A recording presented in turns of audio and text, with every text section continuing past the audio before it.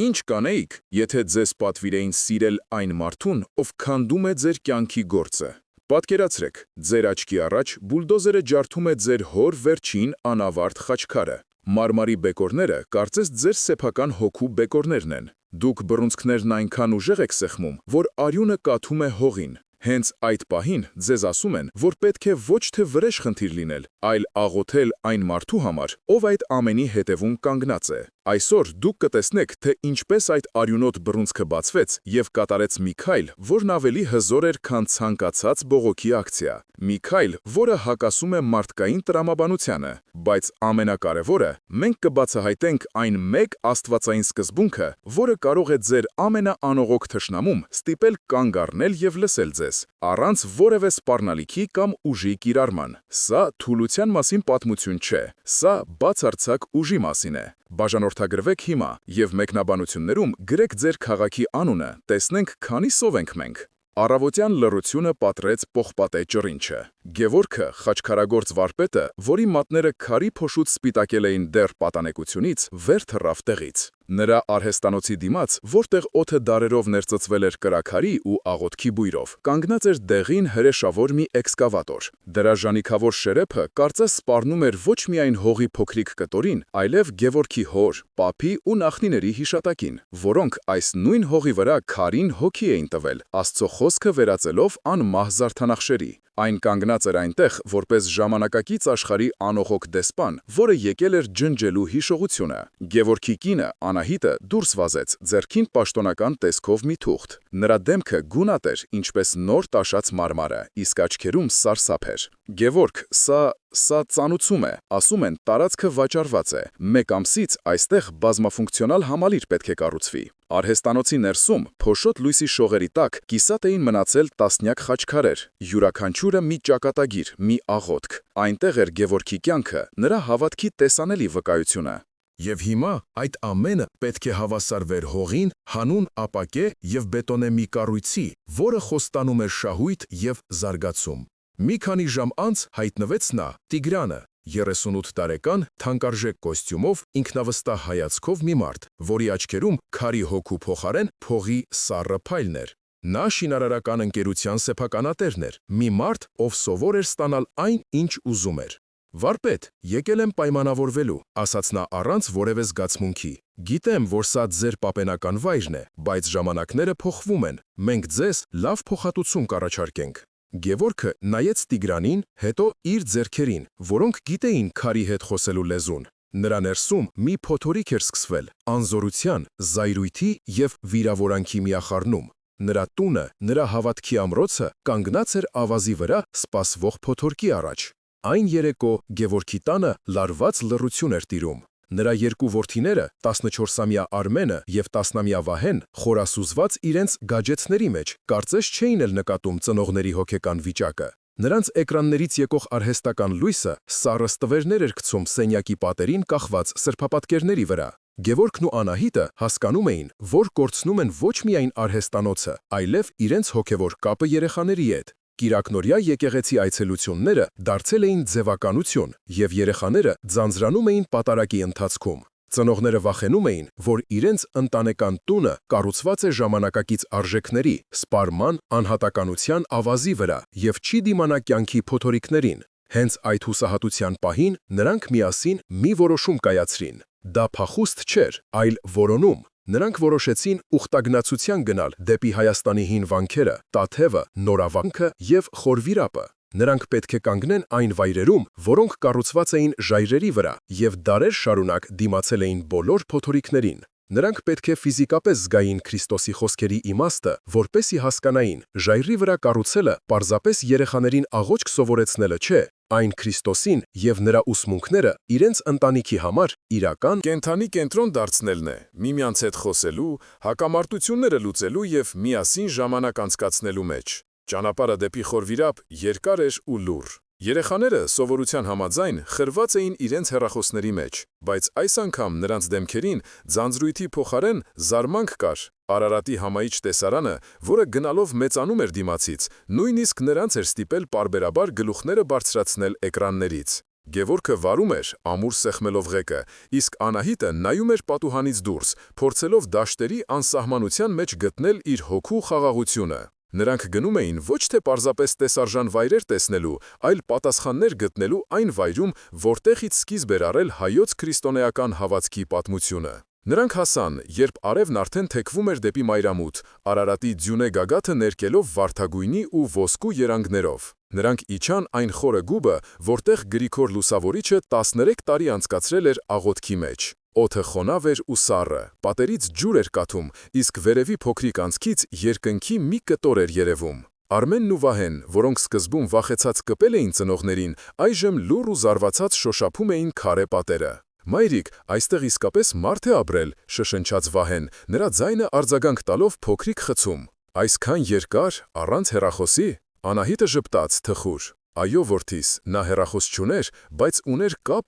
Աստծո հետ։ Դա նրան ուժ էր տալիս»։ Գևորգը ոչինչ չասաց, նա պարզապես կանգնել էր նայելով վերևի լույսի շերտին։ Նա փորձում էր պատկերացնել, թե ինչ հավատք, ինչ ներքին ուժ պետք է ունենար մարդը այս խավարի մեջ տեսնելու լույսը և հավատալու, որ այդ լույսը մի օր կփրկի մի ամբողջ ազգ։ Այդ պահին, այդ խորքում Գևորգը հասկացավ մի կարևոր բան։ Նրա արհեստանոցի խնդիրը, Տիգրանի հետ հակամարտությունը, այդ ամենը այնքան փոքր ու աննշան թվաց այն հոգևոր պայքարի համեմատ, որը մղվել էր այս պատերի ներսում։ Նա հասկացավ, որ իր տունը փլուզվում է ոչ թե Տիգրանի բուլդոզերից, այլ իր սեփական հավատքի թուլությունից։ Նա իր երեխաներին բերել էր եկեղեցի, բայց երբեք չէր ցույց տվել նրանց հավատքի ուժը գործի մեջ։ Նա նրանց սովորեցրել էր հայր մերը, բայց չէր սովորեցրել, թե ինչպես ներել թշնամում 70 անգամ 7 անգամ։ Նրա տունը կառուցված էր ավանդույթների ավազի վրա, ոչ թե կենդանի հավատքի ժայռի։ Երբ նրանք դուրս եկան գուբից, արդեն մթնում էր։ Նրանք կանգնեցին վանքի բակում, նայելով լուսավորված Արարատին։ Լռությունը խախտեց Արմենը։ «Հայրիկ, իսկ ինչ ենք անելու այն մարդու հետ, ով ուզում է մեր արհեստանոցը քանդել»։ Դա առաջին անգամն էր, որ նա հետաքրքրություն էր ցուցաբերում խնդրի նկատմամբ։ Գևորգը նայեց որդուն, հետո Անահիտին։ Նրա աչքերում վճռականություն կար։ «Մենք կկառուցենք մեր տունը ժայռի վրա, որդիս», ասաց նա։ «Իսկ դա նշանակում է, որ մենք կսկսենք անել այն, ինչ ամենադժվարն է»։ Նա դեռ հստակ չգիտեր, թե ինչ քայլեր է ձեռնարկելու, բայց գիտեր, որ դրանք այլևս չեն լինելու զայրույթի կամ վրեժի քայլեր։ Ուխտագնացությունը դարձել էր նրանց ընտանեկան հոգևոր ճանապարհորդության սկիզբը, շրջադարձային կետը, որտեղից պետք է սկսվեր իսկական շինարարությունը։ Ուխտագնացությունից վերադառնալուց հետո Գևորգի տանը մի նոր ավանդույթ հաստատվեց։ Երեկոյան հեռուստացույց դիտելու փոխարեն ընտանիքը հավաքվում էր հյուրասենյակում։ Գևորգը բացում էր իր պապի հին կաշեկազմ ավետարանը, և նրանք միասին կարդում էին մի փոքրիկ հատված։ Սկզբում երեխաները դժգոհում էին, բայց Գևորգն ու Անահիտը համառ էին։ Նրանք չէին կարդում չոր քարոզներ, այլ փորձում էին Քրիստոսի առակները քննարկել իրենց կյանքի օրինակներով։ Նրանք խոսում էին անառակ որդու մասին, հիշելով, թե ինչպես իրենք են սխալներ գործել ու ներվել։ Նրանք քննարկում էին բարի սամարացու առակը, մտածելով, թե ում կարող են օգնել իրենց թաղամասում։ Աստիճանաբար երեխաները սկսեցին ներգրավվել։ Նրանք տեսնում էին, որ ավետարանը ոչ թե հին հեքիաթների գիրք է, այլ կենդանի խոսք, որը վերաբերում է իրենց այսօր։ Մի երեկո, երբ նրանք կարդում էին Լեռան քարոզից այն հատվածը, որտեղ Հիսուսն ասում է. «Սիրեցեք ձեր թշնամիներին, օրհնեցեք ձեզ անիծողներին», Գևորգը կանգ առավ։ Նա նայեց իր ընտանիքին և հասկացավ, որ ժամանակն է խոսքից անցնել գործի։ Նրա սրտում մի որոշում էր հասունացել, անհնարին գրեթե խենթ թվացող։ Հաջորդ օրը նա վերցրեց տուֆի մի փոքր, գեղեցիկ կտոր և սկսեց աշխատել դրա վրա։ Նա աշխատում էր ոչ թե զայրույթով կամ հուսահատությամբ, այլ աղոթքով և սիրով, որը նոր էր սկսել ծլարձակել իր հոգում։ Մի քանի օր անց նրա ձեռքերի տակ ծնվեց մի փոքրիկ, նրբաքանդակ խաչքար։ Դա պատվեր չէր, դա նվեր էր։ Նա զգուշորեն փաթաթեց խաչքարը և գնաց Տիգրանի շքեղ գրասենյակ։ Քարտուղարուհին զարմացած նայեց նրան, բայց Տիգրանը, լսելով Գևորգի անունը, հետաքրքրությունից դրդված, համաձայնեց ընդունել նրան։ Նա վստահ էր, որ Գևորգը եկել է հանձնվելու և փող խնդրելու։ Գևորգը մտավ սենյակ։ Տիգրանը նստած էր իր հսկայական սեղանի հետևում, իշխանության և հաղթանակի դիրքից։ «Լսում եմ քեզ, Գևորգ», ասաց նա սառը, «հուսով եմ եկել ես խելամիտ որոշմամբ»։ Գևորգը լուռ մոտեցավ սեղանին և զգուշորեն դրեց խաչքարը։ Տիգրանը տարակուսած նայեց քարին, հետո Գևորգին։ «Սա քեզ համար է, Տիգրան», ասաց Գևորգը հանգիստ ձայնով, որի մեջ չկար ոչ մի կեղծիք կամ սարկազմ։ «Սա նվեր է իմ կողմից քո նոր կառուցվելիք շենքի համար։ Թող Աստված օրհնի քո աշխատանքը և պահապան լինի քո ընտանիքին»։ Տեղի ունեցավ մի բան, որին Գևորգը պատրաստ չէր։ Տիգրանը մի պահ լռեց, հետո բարձր ծիծաղեց։ Դա ոչ թե ուրախ, այլ արհամարհական, նվաստացուցիչ ծիծաղ էր։ Նա վերցրեց նրբաճաշակ խաչքարը, մի պահ զննեց այն, կարծես գնահատելով աշխատանքի որակը, և հետո, Գևորգի աչքերի մեջ նայելով, սառնասրտորեն նետեց այն իր սեղանի կողքի աղբամանի մեջ։ Քարի և մետաղի բախման ձայնը Գևորգի սրտում արձագանքեց որպես կոտրվող ապակու ձայն։ «Ինձ քո քարերը պետք չեն», ասաց Տիգրանը կրկին նստելով իր բազկաթոռին։ «Ինձ քո հողն է պետք։ Դու ունես 1 շաբաթ ժամանակ տարածքն ազատելու համար։ Հակառակ դեպքում իմ բուլդոզերները կանեն դա քո փոխարեն»։ Գևորգը հեռացավ ջախջախված։ Նրա առաջին միամիտ փորձը կիրառելու Քրիստոսի ամենադժվար խորհուրդը ավարտվել էր ստորացուցիչ պարտությամբ։ Նա զգում էր, թե ինչպես իր մեջ նորից գլուխ է բարձրացնում հին զայրույթը, վիրավորանքն ու ատելությունը։ Նա տուն վերադարձավ, զգալով, որ իր կառուցած տան հիմքերը նորից սկսել են սասանվել։ Այդ երեկո Գևորգի տանը լռությունը ծանր էր ու խեղդող։ Անահիտը լուր հավաքում էր սեղանը։ Իսկ երեխաները, զգալով ծնողների լարվածությունը, անաղմուկ մտել էին իրենց սենյակները։ Գևորգը նստած էր բազմոցին, գլուխը կախ, ձեռքերով բռնելով։ Նրա մեջ ամեն ինչ եռում էր։ Նվաստացումը, որ նա կրել էր Տիգրանի գրասենյակում, այրում էր նրան ներսից։ Նա զգում էր, որ ոչ միայն պարտվել է, այլև ծաղրի է ենթարկվել իր իսկ հավատքի պատճառով։ «Սիրեցեք ձեր թշնամիներին»։ Այս խոսքերը հիմա նրա ականջներում հնչում էին որպես դաժան հեգնանք։ Նա փորձեց, անկեղծորեն փորձեց, և ահա թե ինչ ստացավ։ Իր ձեռքով պատրաստած խաչքարը աղբամանում, իսկ թշնամին ավելի ուժեղ ու անխիղճ, քան երբևէ։ Նրա մարդկային բանականությունը գոռում էր, որ նա հիմարություն է արել, որ քրիստոնեական խոնարհությունը այս աշխարհում ընկալվում է որպես թուլություն։ Հաջորդ օրը հարվածն ավելի ուժեղ էր։ Տիգրանը սկսել էր տեղեկատվական պատերազմ։ Տեղական թերթերից մեկում հայտնվել էր մի հոդված «Ժառանգության ստվերում. ինչպես են հին արհեստավորները խոչընդոտում քաղաքի զարգացմանը» վերնագրով։ Հոդվածում Գևորգի ընտանիքը ներկայացվում էր որպես համառ ու շահամոլ մարդկանց խումբ, ովքեր իրենց անձնական քմահաճույքի համար խանգարում են տասնյակ մարդկանց համար աշխատատեղեր ստեղծելուն։ Գրված էր այնպես խորամանքորեն, որ կարդացողի մոտ տպավորություն էր ստեղծվում, թե Գևորգը պարզապես ավելի շատ գումար է ուզում կորզել։ Ճնշումը վերացական լինելուց դադարեց։ Շաբաթ օրը, երբ Գևորգի մայրը, տիկին Վարդուհինը, գնացել էր շուկա, նա զգաց դա իր մաշկի վրա։ Մսավաճառը, ով տասնյակ տարիներ նրանց հարևանն էր, խուսափեց նրա հայացքից և ասաց, թե լավ միսն արդեն վերջացել է։ Հացթուխը, ում հետ նա ամեն առավոտ սուրճ էր խմում,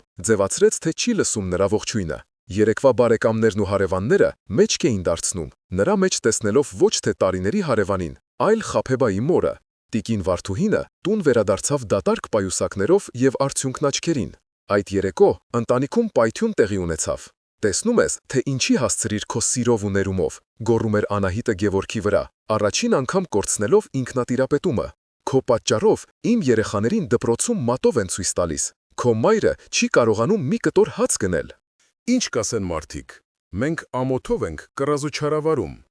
Գևորգը լուռ էր, նա չգիտեր ինչ պատասխանել։ Նրա սրտում կասկածի սերմերն էին ծլում։ Գուցե նա սխալ էր հասկացել Քրիստոսի խոսքերը։ Գուցե «սիրիր թշնամուդ» նշանակում է ինչ-որ այլաբանական բան, ոչ թե բառացի գործողություն։ Նրա ներսում մարդկային իմաստությունն ու աստվածային խորհուրդը մտնում էին անհաշտ պայքարի մեջ։ Մի կողմից իրավունքի, պատվի ու արժանապատվության զգացումներ, մյուս կողմից Հիսուսի անհասկանալի, աշխարհի կողմից չընդունվող պատվիրանը։ Նա զգում էր, որ հայտնվել է հոգևոր փակուղում, և որքան շատ էր փորձում հետևել լույսին, այնքան ավելի էր խորանում խավարի մեջ։ Ջախջախված ու հոգեպես սպառված Գևորգը մեքենան քշեց դեպի լեռները։ Նա չգիտեր ուր է գնում, պարզապես փախչում էր իր տան լարվածությունից, հարևանների դատապարտող հայացքներից և իր սեփական սրտում բարձրացած կասկածների փոթորկից։ Ճանապարհը նրան բերեց դեպի մի փոքրիկ, կիսավեր վանք, որը թաքնված էր անտառի խորքում։ Նա կանգնեցրեց մեքենան և մտավ ներս։ Այնտեղ ոչ ոք չկար, բացի մի ծեր վանականից, ով լուռ մաքրում էր բակը տերևներից։ Գևորգը չմոտեցավ նրան։ Նա չէր եկել խորհուրդ հարցնելու կամ խոստովանելու։ Նա պարզապես ուզում էր լռություն։ Նա նստեց վանքի քանդված պատի մոտ քարի սառնությունը զգալով իր մեջքի տակ և սկսեց նայել դատարկությանը։ Նա չէր աղոթում, բառերը սպառվել էին, նրա հոգին դատարկ էր, ինչպես այդ վանքի բակը։ Ժամեր անցան, արևը սկսեց մայր մտնել։ Հանկարծ վանքի դարպասներից ներս վազեց մի փոքրիկ տղա, ծիծաղելով ու վազելով թափառող մի շան հետևից։ Տղան վերցրեց մի քար և նետեց շան ուղղությամբ։ Քարը սակայն չհասավ կենդանուն և թքկոցով ընկավ Գևորգից ոչ հեռու։ Գևորգը լարվեց, սպասելով, որ ծեր վանականը կբարկանա տղայի վրա, բայց վանականը ոչինչ չասաց։ Նա հանգիստ մոտեցավ, վերցրեց գետնին ընկած քարը, որը նետվել էր չարությամբ ու անմտությամբ, և դրա փոխարեն, որ հետ նետի կամ մի կողմ շպրտի, նա զգուշորեն դրեց այն քանդված պատի հիմքում, լրացնելով բաց մնացած տեղերից մեկը։ Նա վերցրեց չարության էներգիան և այն վերածեց շինարարության մի փոքրիկ ակտի։ Այդ պահին Գևորգի գլխում կարծես կայծակ փայլատակեց։ Նա հանկարծ հասկացավ ամեն ինչ։ Նա հասկացավ Քրիստոսի խոսքերի իրական, ցնցող իմաստը։ Սիրիր թշնամուդ։ Դա չի նշանակում զգալ սեր, դա չի նշանակում համակերպվել չարիքի հետ, դա չի նշանակում թույլ լինել։ Դա նշանակում է վերցնել քո դեմ ուղղված չարության էներգիան, ատելությունը, զրպարտությունը, ագրեսիան և այն չվերադարձնել նույն կերպ։ Դա նշանակում է այդ քաոսային, կործանարար ուժը վերափոխել, վերաուխորթել դեպի արարում։ Դա նշանակում է այն քարը, որով քեզ խփում են, վերցնել և դնել քո սեփական տան հիմքում, այն դարձնելով ավելի ամուր։ Նա հասկացավ, որ Տիգրանին խաչքար նվիրելով ինքը սխալ էր մեկնաբանել պատվիրանը։ Նա փորձում էր չարությանը պատասխանել բարությամբ, բայց դա նման էր քամու դեմ թքելուն։ Իսկական իմաստությունը ոչ թե պատասխանելն էր, այլ վերափոխելը։ Գևորգը ցնցված էր այս բացահայտման պարզությունից և հանճարեղությունից։ Ամեն ինչ տեղ ընկավ։ Իր նվաստացումը, հարևանների արհամարհանքը, կնոջ արցունքները, այս ամենը քարեր էին, որոնք նետվել էին իր վրա։ Եվ նա երկու ընտրություն ուներ. կամ թույլ տալ, որ այդ քարերը թաղեն իրեն, կամ հավաքել դրանք և դրանցով կառուցել մի ամրոց, որը ոչ մի բուլդոզեր չի կարող քանդել։ Նա հասկացավ, որ Քրիստոսը ոչ թե պասիվության էր կոչ անում, այլ հոգևոր ձյուդոյի բարձրագույն արվեստի, չարիքի ուժն օգտագործել հենց չարիքի դեմ, ոչ թե կործանելով, այլ արարելով։ Այդ պահին նա զգաց մի անսահման խաղաղություն։ Փոթորիկը նրա հոգում դադարեց։ Նա վեր կացավ, մոտեցավ ծեր վանականին, խոնարհվեց և առանց մի բառ ասելու դուրս եկավ վանքից։ Նա գիտեր, թե ինչ պետք է անի, և այս անգամ նա վստահ էր, որ իր տունը կառուցելու է իսկական ժայռի վրա։ Գևորգը տուն վերադարձավ բոլորովին այլ մարդ։ Նրա դեմքին այլևս չկար այն տանջահար արտահայտությունը, որը վերջին շաբաթներին տանջում էր նրա ընտանիքին։ Դրա փոխարեն հանգիստ վճռականություն էր, ուժ, որը բխում էր ոչ թե համառությունից, այլ խորը ներքին համոզմունքից։ Նա հավաքեց ընտանիքին, կնոջը, երեխաներին, մորը և նույնիսկ զանգեց իր կրտսեր եղբորը Լևոնին, ով մինչ այդ պահը պնդում էր, որ խնդիրը պետք է լուծել տղամարդավարի, ուժով և կապերով։ Երբ բոլորը հավաքվեցին, Գևորգը խոսեց։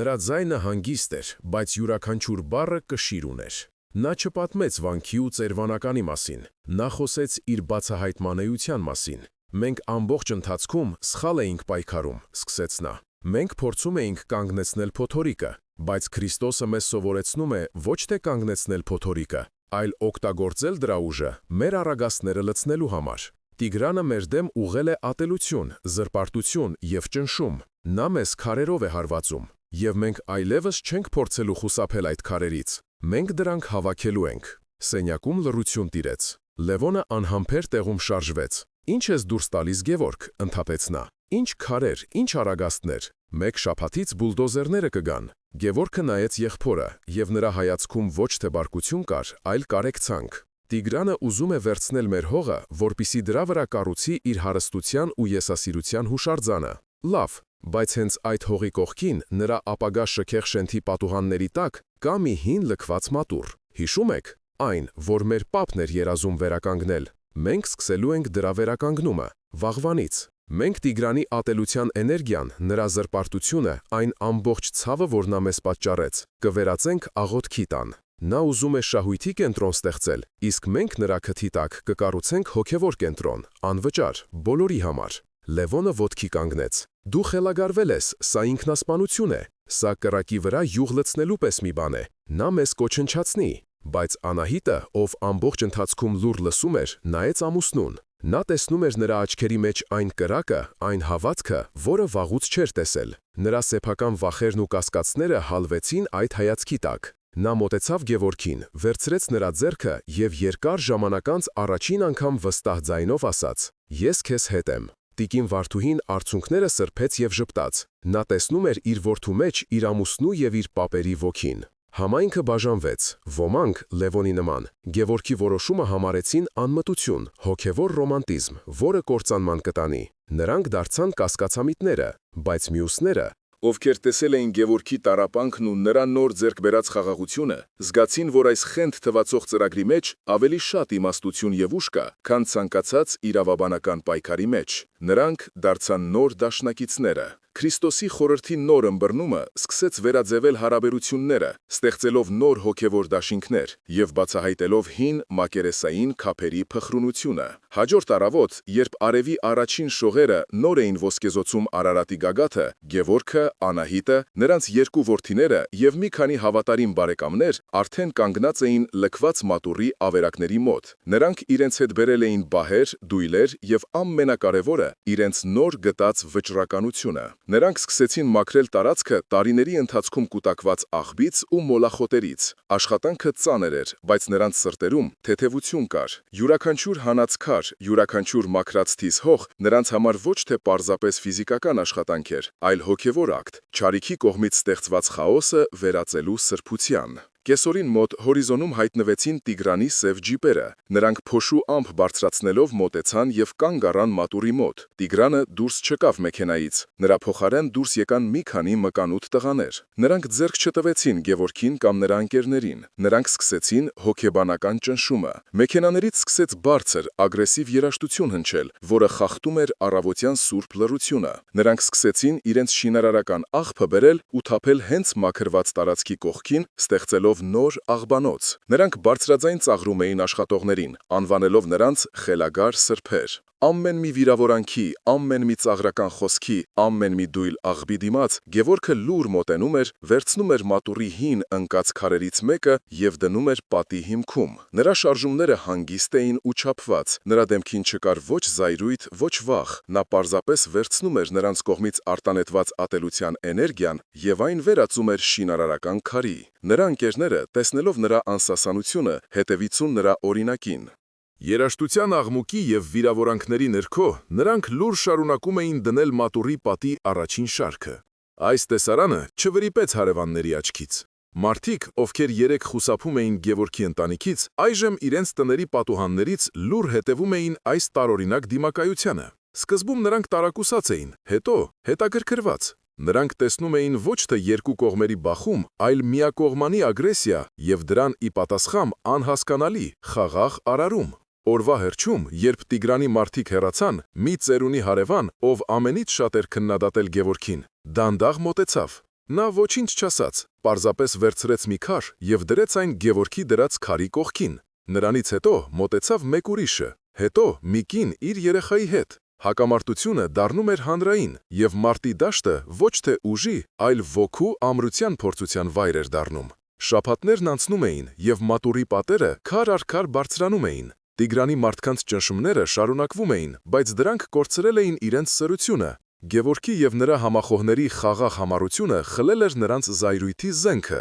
սակայն վերջնաժամկետը մեկ ամիսը մոտենում էր, և այն օրը, երբ ժամկետը լրացավ, Տիգրանն անձամբ եկավ։ Նրա սև ջիպը կանգ առավ, և նա դուրս եկավ, դեմքին զայրույթի ու անզորության խառնուրդ։ Բոլոր աշխատողները սառեցին տեղում։ Սա գագաթնակետն էր։ Տիգրանը դանդաղ սպառնալից քայլերով մոտեցավ ուղիղ Գևորգին։ Նա կանգնեց նրա դիմաց, այնքան մոտ, որ Գևորգը զգում էր նրա շնչառությունը։ Բայց Գևորգը չնահանջեց։ Նա հանգիստ նայում էր Տիգրանի աչքերի մեջ, և նրա հայացքում ոչ թե մարտահրավեր կար, այլ տխուր ըմբռնում։ Լռության մեջ, որը կախվել էր շինհրապարակում, Գևորգը մեկնեց ձեռքը, որի մեջ մի փոքրիկ հարթ քար կար, և մեղմ ձայնով ասաց. «Ես իմացա քո ծնողների անունները՝ Հովհաննես և Նունե։ Նրանք լավ մարդիկ են եղել։ Այս մատուռը կառուցվում է նաև նրանց հիշատակին»։ Սա առաջին քարն է նրանց անունով։ Այդ խոսքերը, ասված առանց որևէ դիտավորության կամ մեղադրանքի, ավելի ուժեղ հարված եղան, քան ցանկացած բռունցք։